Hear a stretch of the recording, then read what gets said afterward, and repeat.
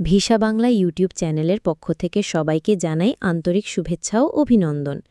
আজকে আমরা আলোচনা করব কিভাবে বাংলাদেশ থেকে থাইল্যান্ড যাওয়ার জন্য ই-ভিসা ফর্মটি ফিল আপ করতে হয়। থাইল্যান্ডের সকল ধরনের ট্যুরিস্ট ভিসার জন্য এই ফর্ম মূলত অনলাইনে ফিল আপ করতে হয়। ভিডিওটি একটু বড় হতে পারে, আমরা একটু ধৈর্য ধরে দেখলে, স্টেপ বাই স্টেপ ফলো করলে নিজেরাই নিজেদের ভিসা ফর্ম ফিল আপ করতে পারব। তো চলুন শুরু করা যাক।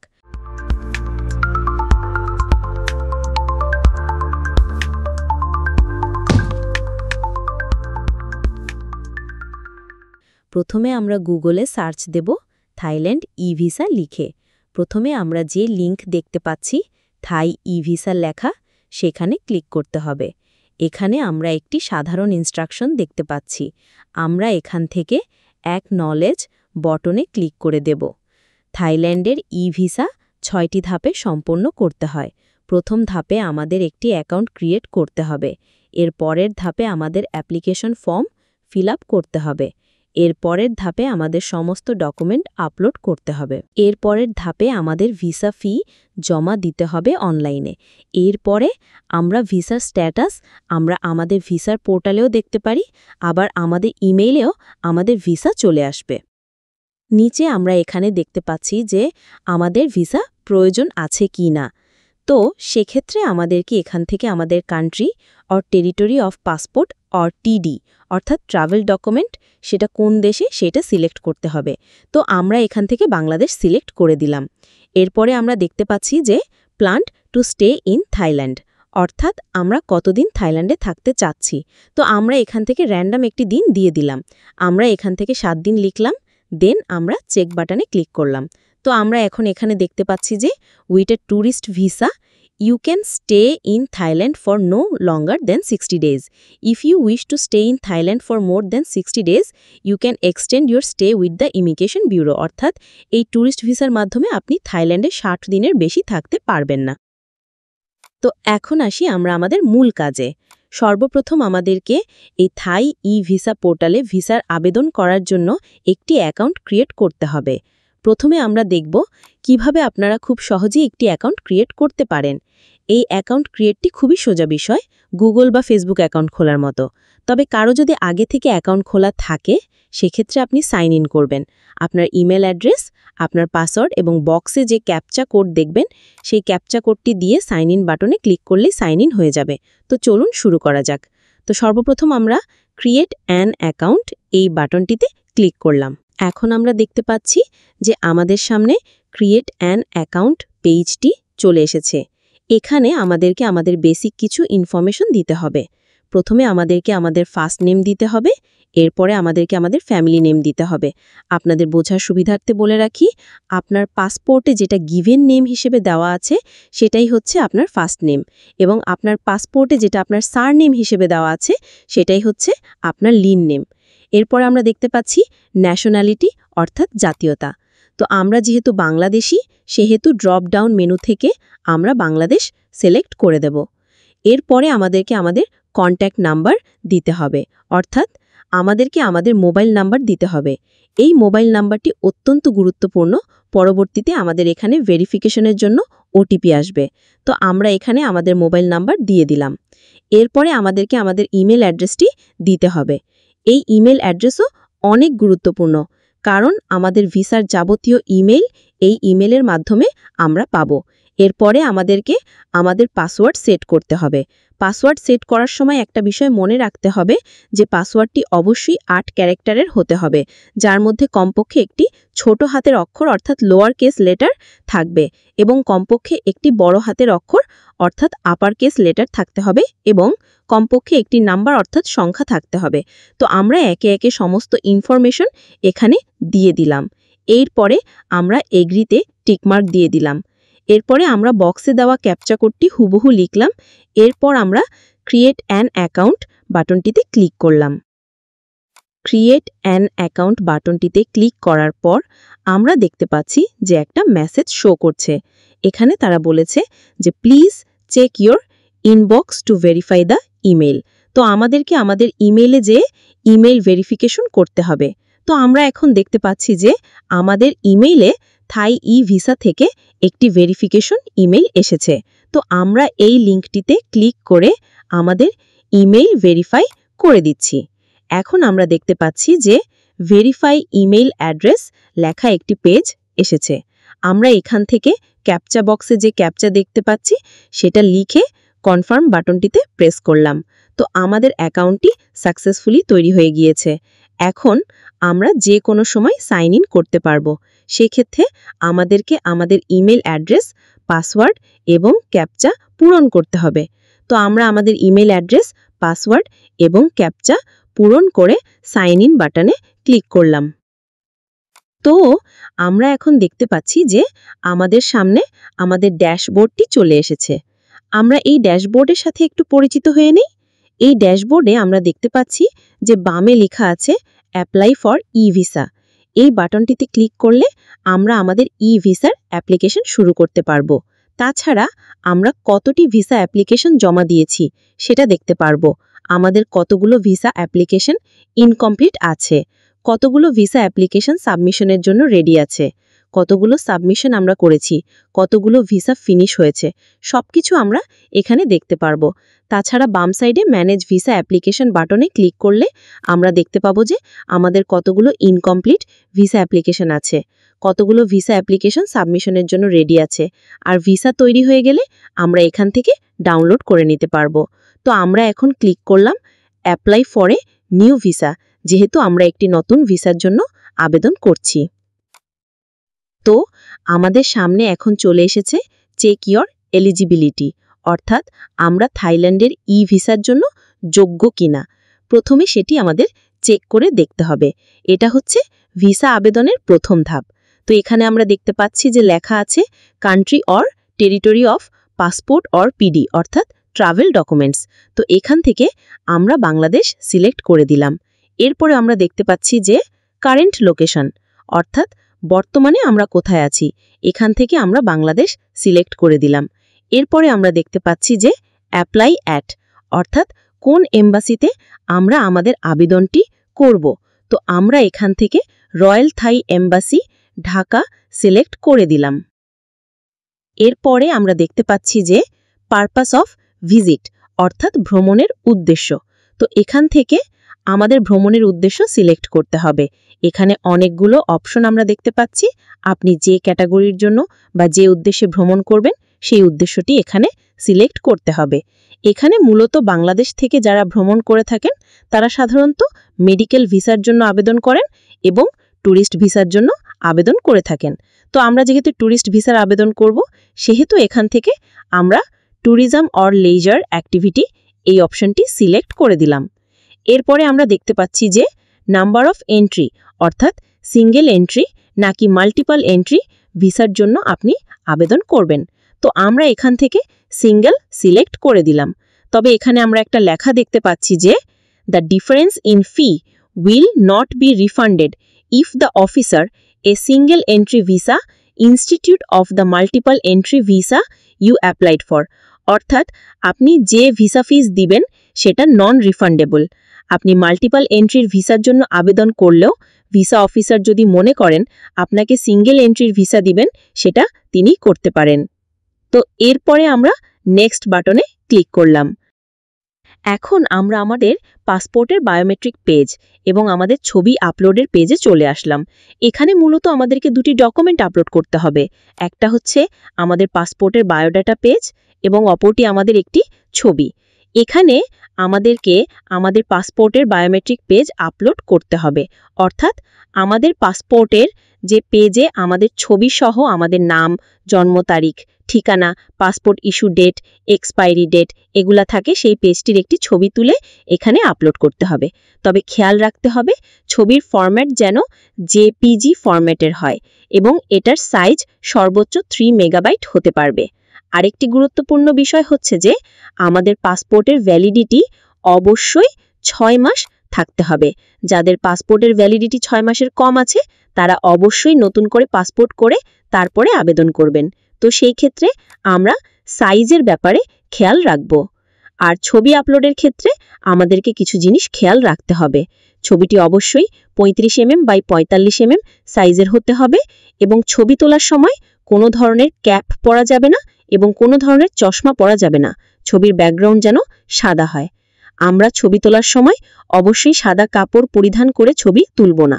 আর ছবির ফরম্যাট যেন জেপিজি ফরম্যাটের হয় এবং এইটার সাইজ সর্বোচ্চ 3 মেগাবাইট হতে পারবে।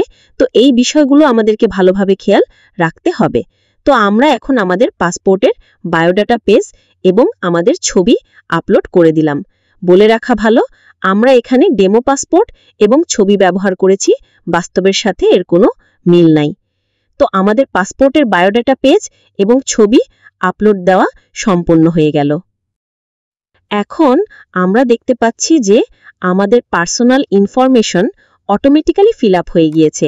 কিছু কিছু জায়গায় সিস্টেম অটোমেটিক্যালি পাসপোর্ট থেকে আমাদের ইনফরমেশন নিয়ে নিবে, আবার কিছু তথ্য আমাদেরকে নিজেদেরকে ম্যানুয়ালি ইম্পোর্ট করতে হবে। এখানে খেয়াল রাখতে হবে যে স্টার চিহ্নিত ঘরগুলো কোনোভাবেই ফাঁকা রাখা যাবে না। তো আমরা এখানে দেখতে পাচ্ছি যে আমাদের title, gender, first name, middle name, family name এগুলো অটোমেটিক্যালি চলে এসেছে।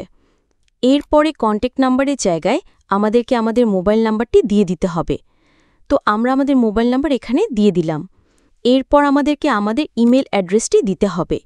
তো আমরা আমাদের ইমেল অ্যাড্রেস দিয়ে দিলাম। এরপরে ন্যাশনালিটি আমাদের বাংলাদেশি, তো বাংলাদেশ সিলেক্ট করলাম। এরপর আমরা দেখতে পাচ্ছি যে do you hold any other nationality then the one indicated, অর্থাৎ অনেক লোক আছে যাদের ডুয়েল ন্যাশনালিটি আছে, তাদের ক্ষেত্রে এখানে ইয়েস দিতে হবে, আর যদি না থাকে সেক্ষেত্রে আপনি নো সিলেক্ট করবেন। আমরা এখানে নো সিলেক্ট করে দিচ্ছি। এরপর nationality by birth Bangladeshi select করলাম। এরপর প্লেস অফ বার্থ অর্থাৎ আপনার জন্মস্থান, আমরা এখান থেকে বাংলাদেশ সিলেক্ট করে দিলাম।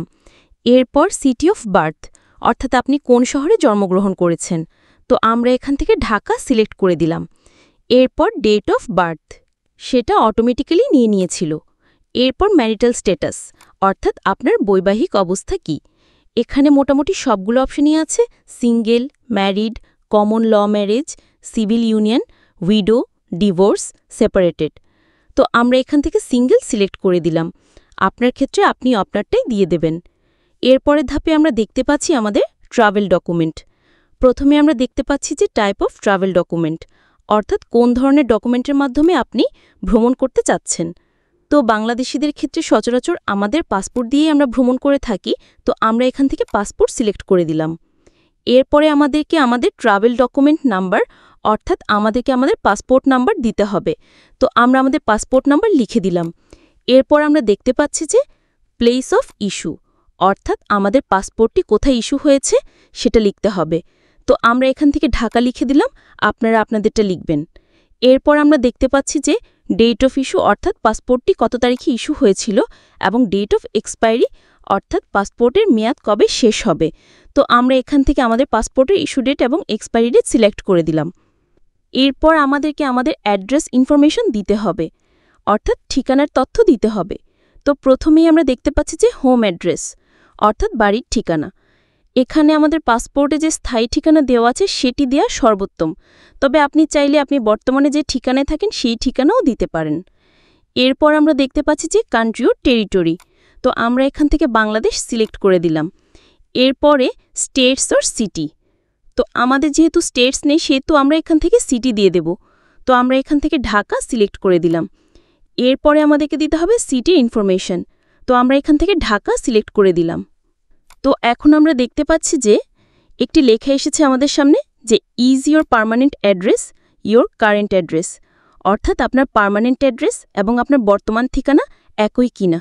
যদি একই হয় তাহলে আপনি ইয়েস অপশনটি করবেন, আর যদি ডিফারেন্ট হয় অর্থাৎ ভিন্ন হয় তাহলে আপনি নো সিলেক্ট করবেন, এবং তখন আপনাকে আপনার বর্তমান ঠিকানাটি লিখতে হবে যেভাবে আপনি আপনার স্থায়ী ঠিকানা লিখেছিলেন। এরপর আমরা দেখতে পাচ্ছি যে এমপ্লয়মেন্ট ডিটেলস অর্থাৎ আমাদের চাকরির ডিটেলস এখানে দিতে হবে। তো এখানে আমাদেরকে 3টি জিনিস দিতে হবে, আমাদের অকুপেশন অর্থাৎ আমাদের পেশা কি, কোম্পানি অর ইনস্টিটিউট নেম অর্থাৎ আমরা যে কোম্পানিতে অথবা প্রতিষ্ঠানে চাকরি করি তার নাম এখানে লিখতে হবে। এরপরে আমাদেরকে অ্যানুয়াল ইনকাম দিতে হবে অর্থাৎ আমাদের বাৎসরিক ইনকাম কত। তো আমরা এখান থেকে আমাদের অকুপেশন সিলেক্ট করে দিলাম, আমাদের কোম্পানির নাম দিয়ে দিলাম, আমাদের অ্যানুয়াল ইনকাম সিলেক্ট করলাম। এরপর নেক্সট বাটনে ক্লিক করলাম। এখন আমরা আমাদের আবেদনের তৃতীয় ধাপে চলে এসেছি। এখানে আমাদেরকে ট্রাভেল ইনফরমেশন দিতে হবে। তো শুরুতে আমরা একটি গুরুত্বপূর্ণ লাইন দেখতে পাচ্ছি যে applicants should not apply for visa more than 3 months before the date of intended arrival. অর্থাৎ আপনি যেদিন থাইল্যান্ডে যেয়ে পৌঁছাবেন কোনোভাবেই তার 3 মাস আগে আপনি আবেদন করতে পারবেন না। তো এখানে ইন্টেন্ডেড ডেট অফ অ্যারাইভাল অর্থাৎ আপনি থাইল্যান্ডে যে কবে পৌঁছাবেন বা কবে আপনি থাইল্যান্ডে ভ্রমণ করতে চান বা কবে আপনি থাইল্যান্ডে যেতে চান, এবং ইন্টেন্ডেড ডেট অফ ডিপারচার অর্থাৎ আপনি কবে থাইল্যান্ড থেকে ব্যাক করতে চান বা ফেরত আসতে চান বাংলাদেশে, সেই ডেটগুলো আপনাকে এখানে দিতে হবে। তো আমরা এখান থেকে আমাদের অ্যারাইভাল ডেট এবং ডিপারচার ডেট দিয়ে দিলাম। এরপর আমরা দেখতে পাচ্ছি যে সিস্টেম আমাদের ক্যালেন্ডার অনুযায়ী কতদিন যে আমরা থাইল্যান্ডে থাকব তার দিন সংখ্যা এখানে অটোমেটিক্যালি উল্লেখ করে দিয়েছে। এরপর আমরা দেখতে পাচ্ছি যে last port of embarkation country territory অর্থাৎ আপনার গন্তব্যে পৌঁছানোর আগে আপনি যে দেশ থেকে বিমানে উঠেছিলেন সেই দেশকে বোঝায়। তো আমরা এখান থেকে বাংলাদেশ সিলেক্ট করে দিলাম। এরপর পোর্ট অফ অ্যারাইভাল, এখানে এয়ার আছে, ল্যান্ড আছে এবং সি আছে। তো আমরা যেহেতু বিমান দিয়ে যাব সেহেতু এয়ার সিলেক্ট করলাম। এরপর আমরা দেখতে পাচ্ছি যে মোড অফ ট্রান্সপোর্ট, এখানে দুটি অপশন আছে, একটি হচ্ছে চার্টার প্রাইভেট বিমান যেগুলো সেগুলো, আরেকটি হচ্ছে শিডিউল কমার্শিয়াল ফ্লাইট যেগুলো সেগুলো। তো আমরা এখানে শিডিউল কমার্শিয়াল ফ্লাইট সিলেক্ট করে দিলাম। এরপর আমরা দেখতে পাচ্ছি যে ফ্লাইট নো অর্থাৎ এখানে আমাদেরকে আমাদের ফ্লাইট নাম্বারটি দিতে হবে। তো আমরা এখানে আমাদের ফ্লাইট নাম্বারটি দিয়ে দিলাম। এরপর আমরা 3টি প্রশ্ন দেখতে পাচ্ছি। এই প্রশ্ন 3টি খুবই গুরুত্বপূর্ণ, যদিও এগুলোর উত্তর ইয়েস অথবা নো দিতে হবে। প্রথম প্রশ্নটি হচ্ছে have you ever visited Thailand, অর্থাৎ আপনি আগে কখনো থাইল্যান্ডে গিয়েছিলেন কিনা। যদি যেয়ে থাকেন তাহলে ইয়েস সিলেক্ট করবেন, আর না যেয়ে থাকলে নো সিলেক্ট করবেন। তো আমরা এখানে নো সিলেক্ট করে দিয়েছি। দ্বিতীয় প্রশ্নটি হচ্ছে have you ever applied for Thai visa, অর্থাৎ আপনি আগে কখনো থাইল্যান্ডের ভিসার জন্য আবেদন করেছিলেন কিনা। যদি আবেদন করে থাকেন তাহলে ইয়েস সিলেক্ট করবেন, আর আবেদন না করে থাকলে নো সিলেক্ট করবেন। তো আমরা এখানে নো সিলেক্ট করে দিয়েছি। সর্বশেষ প্রশ্নটি হচ্ছে are you travelling as part of tour group, অর্থাৎ আপনি কোনো ট্রাভেলিং বা ট্যুর গ্রুপের মাধ্যমে থাইল্যান্ডে যাচ্ছেন কিনা। যদি কোনো গ্রুপের মাধ্যমে আপনি গিয়ে থাকেন তাহলে এখানে আপনি ইয়েস সিলেক্ট করবেন, অন্যথায় নো সিলেক্ট করবেন। তো আমরা এখানে নো সিলেক্ট করে দিয়েছি। এরপরের ধাপে আমরা দেখতে পাচ্ছি যে অ্যাকোমোডেশন ইন থাইল্যান্ড, অর্থাৎ থাইল্যান্ডে যেয়ে আমরা কোথায় থাকব। তো নিচে দেখতে পাচ্ছি যে অ্যাকোমোডেশন টাইপ, এখানে হোটেল আছে, প্রাইভেট প্রপার্টি আছে, ওন প্রপার্টি আছে। তো আমরা এখান থেকে হোটেল সিলেক্ট করে দিলাম। এরপর আমরা দেখতে পাচ্ছি যে অ্যাকোমোডেশন নেম, অর্থাৎ আমরা যে হোটেলে থাকব সেই হোটেলের নাম এখানে দিতে হবে। তো আমরা আমাদের হোটেলের নাম এখানে দিয়ে দিলাম। এরপর দেখতে পাচ্ছি যে স্ট্রিট অ্যাড্রেস, অর্থাৎ হোটেলের অ্যাড্রেস এখানে দিতে হবে। তো আমরা এখান থেকে অ্যাড্রেস দিয়ে দিলাম। এরপরে আমাদেরকে সিটির নাম দিতে হবে, এরপরে ডিস্ট্রিক্টের নাম দিতে হবে, এরপরে কন্ট্যাক্ট নাম্বার দিতে হবে। তো এগুলো আমরা সিলেক্ট করে দিলাম। এরপরে ডিউরেশন অফ স্টে, অর্থাৎ আমরা কতদিন এই হোটেলে থাকব সেটা লিখতে হবে, এবং এটা অবশ্যই দিন হিসেবে লিখতে হবে।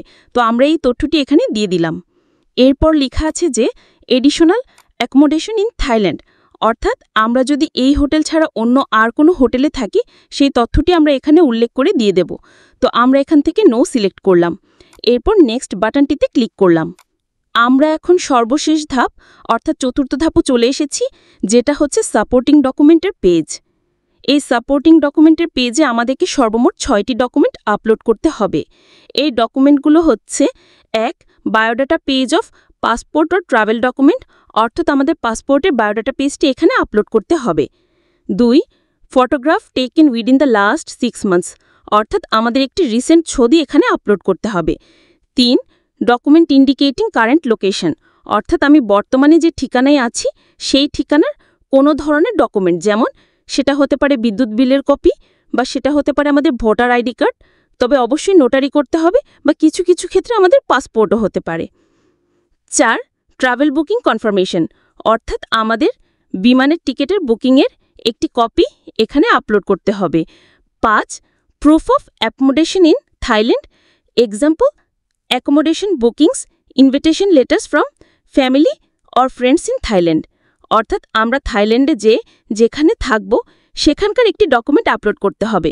যদি হোটেলে থাকি সেক্ষেত্রে হোটেল বুকিংয়ের একটি কপি আপলোড করতে হবে, আবার যদি আমরা আমাদের ফ্রেন্ডস অথবা ফ্যামিলির সাথে থাকি, সেই ক্ষেত্রে তাদের কাছ থেকে একটি ইনভাইটেশন লেটারের কপি নিয়ে আসতে হবে এবং সেকে আপলোড করতে হবে। ইনভাইটেশন লেটার থাকলে সবসময় একটি আলাদা বেনিফিট পাওয়া যায় ভিসার ক্ষেত্রে। 6 নম্বরটি হচ্ছে financial evidence and amount of not less than 20,000 Thai baht. Example, bank statements for the last 3 months or sponsorship letter, অর্থাৎ আপনার আর্থিক সামর্থ্যের একটি প্রমাণপত্র। এটি কোনোভাবে 20,000 থাই বাতের নিচে হওয়া যাবে না। এখন 20,000 থাই বাত মোটামুটি বাংলাদেশি টাকায় 75,000 টাকার মতো। সেই ক্ষেত্রে একটু সেফ জোনে থাকার জন্য 1 লাখ টাকার একটি ব্যাঙ্ক স্টেটমেন্ট আমাদের জমা দিতে হবে এবং সেটি অবশ্যই সর্বশেষ 3 মাসের হতে হবে। অথবা যদি আপনার পরিবর্তে আপনার কোনো ফ্যামিলি মেম্বার আপনার খরচ বহন করেন, সেক্ষেত্রে আপনাকে একটি স্পন্সরশিপ লেটার দিতে হবে এবং যিনি আপনার খরচ বহন করবেন তার সর্বশেষ 3 মাসে ব্যাঙ্ক স্টেটমেন্ট দিতে হবে এবং সাথে তার পাসপোর্ট অথবা ভোটার আইডি কার্ডের একটি কপি দিতে হবে। তো আমরা এখন একে একে আমাদের সমস্ত ডকুমেন্ট এখানে আপলোড করে দিলাম। ডকুমেন্ট আপলোডের ক্ষেত্রে অবশ্যই আমাদের মনে রাখতে হবে যে আমাদের ডকুমেন্ট যেন অবশ্যই জেপিজি ফরম্যাটের হয় অথবা পিডিএফ ফরম্যাটের হয় এবং সাইজ লিমিট সর্বোচ্চ 3 মেগাবাইট। ফাইল 3 মেগাবাইট সাইজের বেশি হলে আমরা আপলোড করতে পারবো না। তো আমাদের সবগুলো ডকুমেন্ট আপলোড করা শেষ হয়ে গেলে আমরা ডান বাটনে ক্লিক করব। এখন আমরা দেখতে পাচ্ছি যে আমাদের সামনে একটি পেজ পপ আপ হয়ে গিয়েছে। এখানে আমরা লেখা দেখতে পাচ্ছি যে কনফার্ম ইউর অ্যাপ্লিকেশন। এটি মূলত আমাদের ডিক্লারেশন পেজ, যে আমরা পূর্বে যে ইনফরমেশনগুলো দিয়েছি সেগুলো সব সঠিক এবং আমরা সজ্ঞানে এই ইনফরমেশনগুলো এখানে দিয়েছি। ভুল ইনফরমেশনের কারণে আমাদের ভিসা রিজেক্ট হয়ে যেতে পারে। তো আমরা সবকিছু পড়লাম এবং অ্যাকসেপ্ট অ্যান্ড কনফার্ম বাটনে ক্লিক করলাম। এখন আমরা দেখতে পাচ্ছি যে আমাদের সামনে একটি পপ আপ বাটন এসেছে এবং এখানে আমরা দেখতে পাচ্ছি যে your application has been successfully created, অর্থাৎ আমাদের অ্যাপ্লিকেশনটি ক্রিয়েট হয়ে গিয়েছে। এখন এখান থেকে আমরা সাবমিট নাও বাটনে ক্লিক করে দেব। তো অ্যাপ্লিকেশন সাবমিশনের পরে আমাদেরকে আমাদের ড্যাশবোর্ডে নিয়ে আসবে। এখানে আমরা আমাদের অ্যাপ্লিকেশনের রেফারেন্স নাম্বার দেখতে পাচ্ছি, ভিসা টাইপ দেখতে পাচ্ছি, ফুল নেম দেখতে পাচ্ছি, ডেট অফ বার্থ দেখতে পাচ্ছি, ন্যাশনালিটি দেখতে পাচ্ছি, ট্রাভেল ডকুমেন্ট নাম্বার দেখতে পাচ্ছি, অ্যাপ্লাই অ্যাট অর্থাৎ কোথায় আবেদন করেছি সেটা দেখতে পাচ্ছি এবং কবে এই অ্যাপ্লিকেশনটি তৈরি হয়েছে সেটাও দেখতে পাচ্ছি। তবে বলে রাখা ভালো, আপনি চাইলে এই অ্যাপ্লিকেশন আবার পুনরায় এডিট করতে পারবেন। তো এখন আমরা প্রসিড টু পেমেন্ট এই বাটনটিতে ক্লিক করলাম। তো আমরা এখন দেখতে পাচ্ছি যে আমাদের সামনে পেমেন্টের একটি সামারি চলে এসেছে।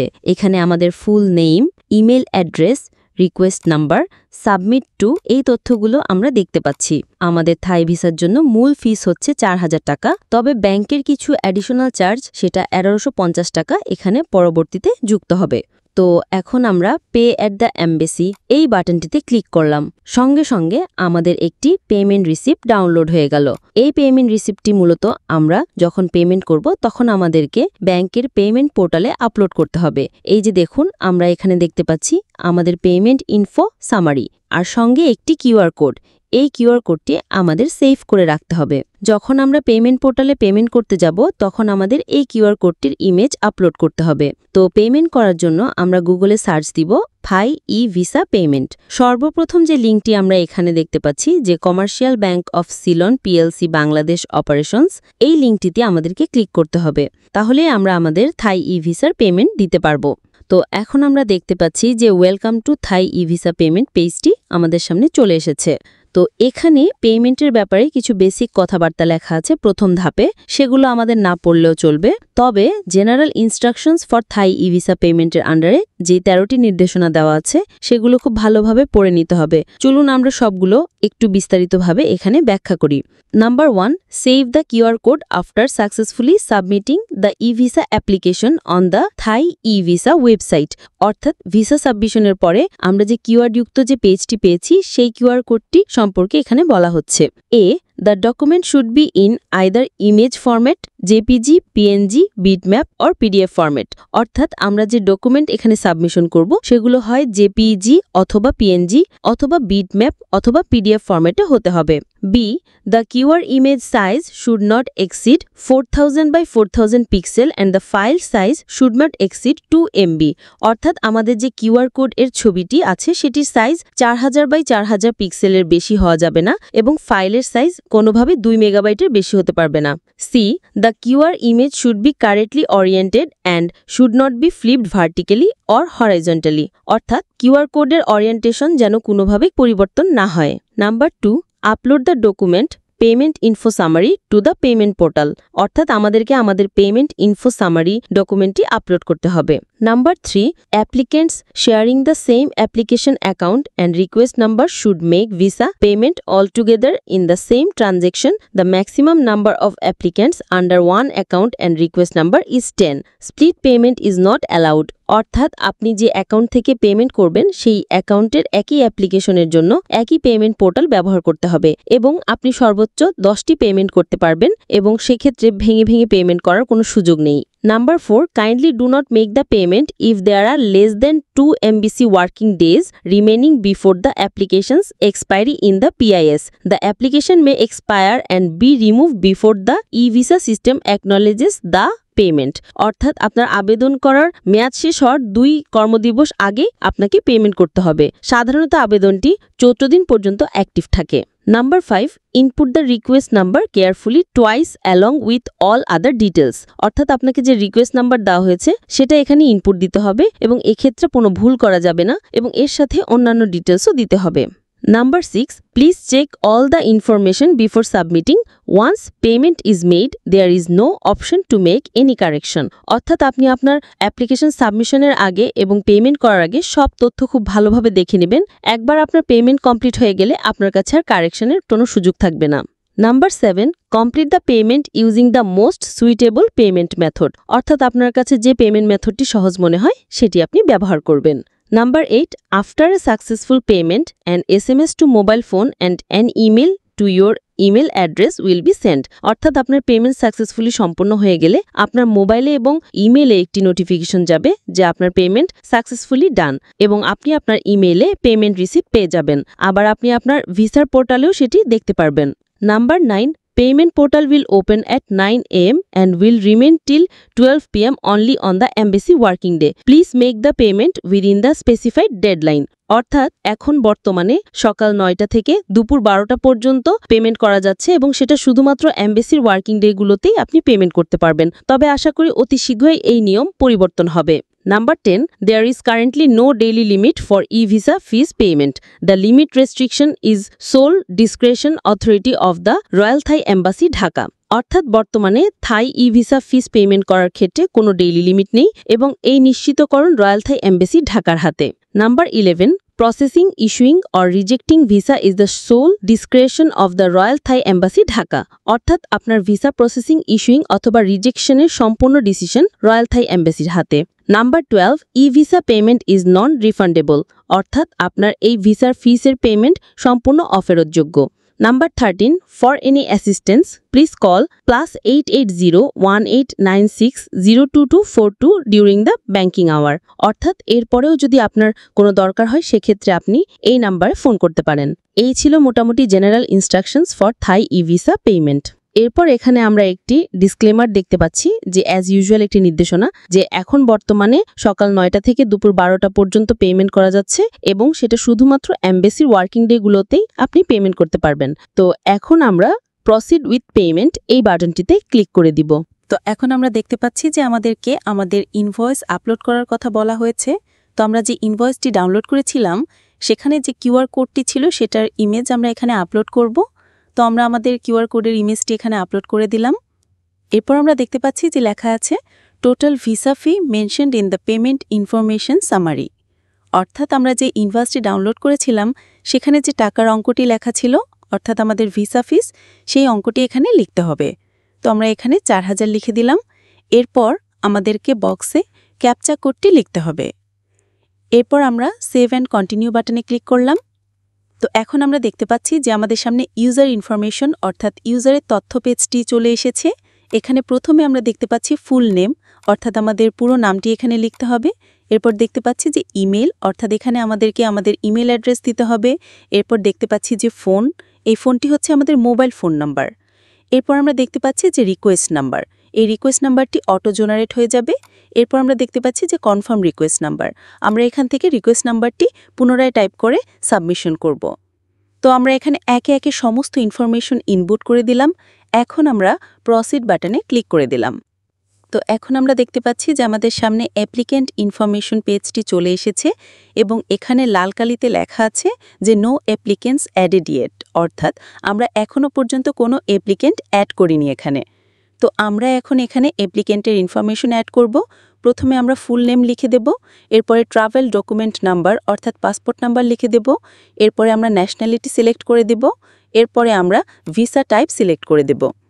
তো আমরা সমস্ত ইনফরমেশন এখানে দিয়ে দিলাম। সমস্ত ইনফরমেশন দেওয়ার পরে আমরা দেখতে পাচ্ছি যে আমাদের টোটাল ভিসা ফিস দেখাচ্ছে 4000 টাকা এবং এডিশনাল যে ফিসের কথা আগে বলেছিলাম সেটা হচ্ছে 1150 টাকা। তো সর্বমোট আমাদেরকে 5150 টাকা ফি প্রদান করতে হবে। তো আমরা এখন পে নাও বাটনেতে ক্লিক করে দিলাম। এখন আমরা দেখতে পাচ্ছি যে আমাদের সামনে একটি পপ আপ এসেছে ফোন নাম্বার ভেরিফিকেশনের জন্য। তো আমাদের ফোনে যে 6 ডিজিটের ওটিপি যাবে সেটা আমরা এখানে দিয়ে দিব। তো আমাদের পেমেন্টের পোর্টাল পুরোটাই রেডি। এখন আমরা বিভিন্ন মেথডে এখানে পেমেন্ট করতে পারি।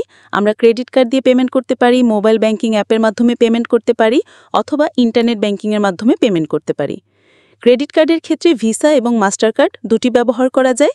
আমরা এখান থেকে আমাদের ক্রেডিট কার্ডের ইনফরমেশন দিয়ে দিলাম, তারপর পে বাটনে ক্লিক করলে আমাদের পেমেন্ট সাকসেসফুল হয়ে যাবে এবং আমরা আমাদের ইমেল এবং মোবাইলে কনফার্মেশন মেসেজ পাব।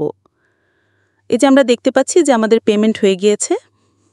এরপর ভিসা অ্যাপ্রুভ হয়ে গেলে আমরা এমন একটি ভিসা অ্যাপ্রুভের কপি দেখতে পারবো। তো আজকের মতো এ পর্যন্তই। সবাই ভালো থাকবেন, সুস্থ থাকবেন। আপনাদের কোনো জিজ্ঞাসা যদি থাকে তাহলে আমাদেরকে সরাসরি ইমেল করতে পারেন info@visabangla.com or visabanglabd@gmail.com অথবা মেসেঞ্জারে মেসেজ দিতে পারেন। আর থাইল্যান্ডের ভিসার জন্য যদি কোনো ধরনের সহযোগিতা লাগে তবে আমাদেরকে ইমেল করবেন। ধন্যবাদ।